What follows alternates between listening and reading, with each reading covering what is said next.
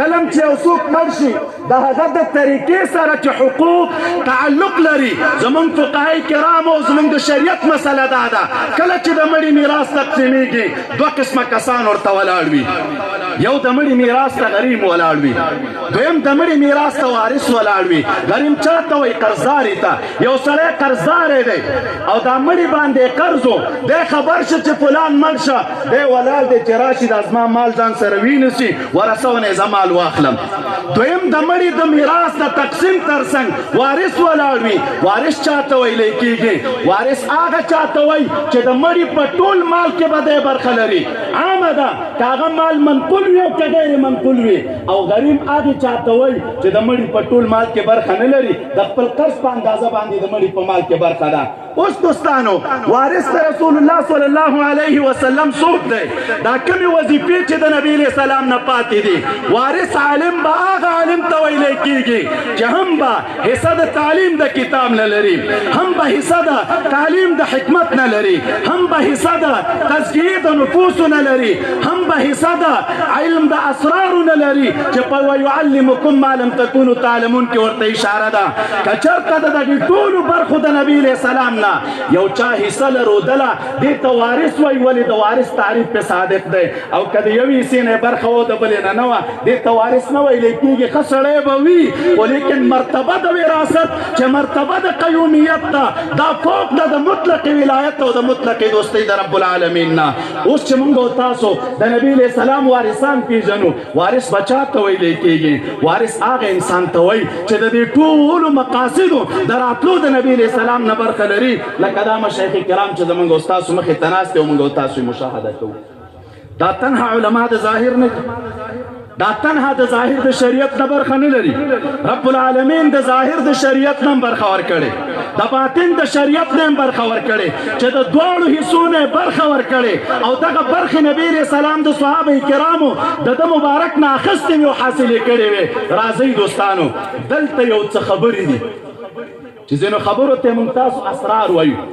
او ځینو خبرو ته موږ او تاسو مکاشفي وایو ځینو خبرو ته موږ او تاسو مشاهدي وایو د هر عالم د خپل منصب سره کار وي کم علم کې چې چاته رب العالمین مهارت ورکړی په کار د په خپل علم کې وغږي د بل چا په فن کې باید خوله خلاصه نه کړي او که د بل چا په فن کې د خوله خلاصه کړه په ضلالت او ګمراهۍ کې به واقع شي او ظلم به وکړي ظاهر د شریعت نه چاته رب العالمین برخه ورکړي خپل تعبیر وکړه ښه خبره ده خو اما کار د صوفیه کرامو او هغه چاته چې رب العالمین د باطن د شریعت نه برخه ورکړي علم د اسرارو یې ورکړی ورته د خاوندان د مکاشفې او د مشاهدې دي هغوی پرېږده او خپل کار یې ولې که چېرته د هغې په خبرو باندې ستا مازه نه خلاصېږي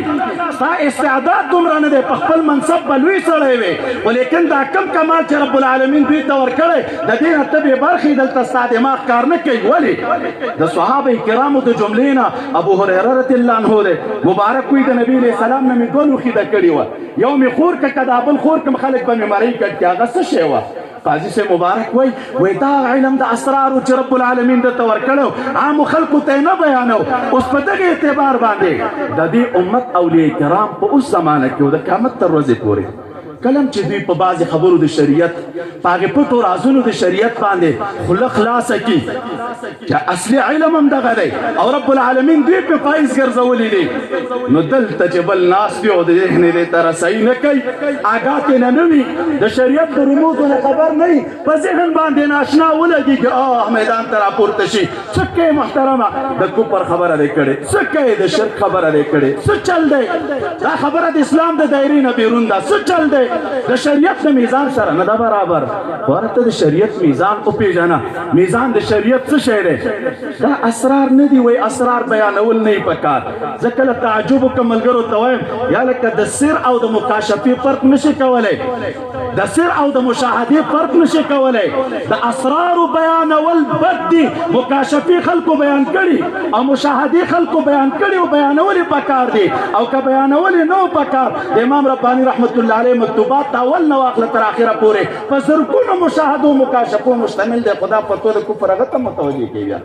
او سره د دې نه چې شاه صاحب دغه په حق کې وایي چې لا يحبه الا كل مؤمن تقي ولا يبغضه الا كل منافق شقي د امام رباني رحمت الله علیه سره چې بغض کوي منافق دی او شقي دی او بدبخت انسان دی. دا مکاشفي عظیم بیان کړي. وجه څه شی ده؟ بس چې د چا رسۍ دې منصبونو ته نه وي چې دا کم کمالات رب العالمین دې اولیاء کرامو ته ورکړي. الله تعالی دې د دې سیمونه موږ او تاسې په اکملې او اتمې طریقې سره ترې نه برخمن کړي، خبرې په ذهن ناشنا ولګېږي، بس په میدان د فتوو کې ولاړ وي. ځکه خو امام شافعي رحمت الله علیه ویلي چې فقیها وصوفیا فکن لیس واحدا. ملا صاحب ځان نه فقیه هم جوړ که او ځان نه صوفي هم جوړ که، دواړه شه، یو مه کېږه. وجه څه شی ده؟ فذاک قاس لم یذق قلبه تقل. دا چې تنها فقیه دی او د تصوف د اسرارو نه نه دی خبر، دا بیچاره خو قیاسګر دی، زړه ته تقوا نه ده کوزه شوې.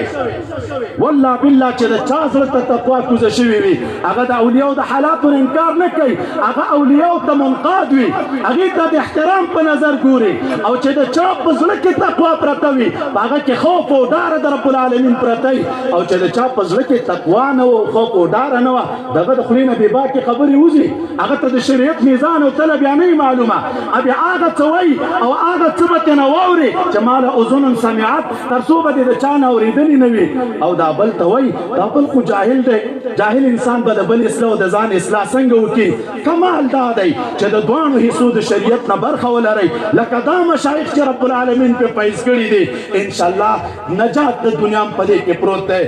دا نجات د آخرت هم په دې کې پروت دی. او که چېرته څوک د دې دواړو نه برخه نه لري او د اولیاء کرامو په عداوت او په دشمنۍ رب العالمین مبتلا کړي وي، یاد ولرئ چا چې د رب العالمین د اولیاو دشمني کړې هغه الله تعالی د دنیا نه بې ایمانه بیولی دی. ولې حدیث ته رب العالمین اعلان کوي، حدیث قدسی دی، من عاد لی ولیا فقد آذنته بالحرب. څوک چې زما د اولیاو سره زما د خاطره دشمني کوي رب وایي زما ورته د جنګ اعلان دی. تاسو جواب راکړئ د رب العالمین جنګ ته څوک آمادګي لري؟ په شوق جواب راکړي لري؟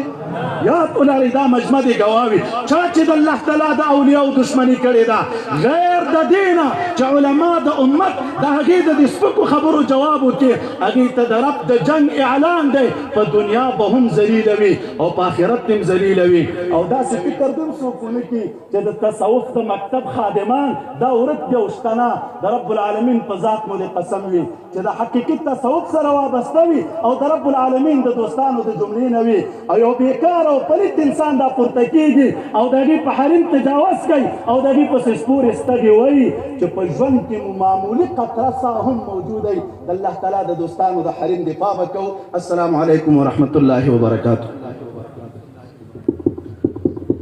جزاکم الله احسن الجزا د جناب محترم شیخ صاحب عبدالحق حقانی څخه نړۍ مننه.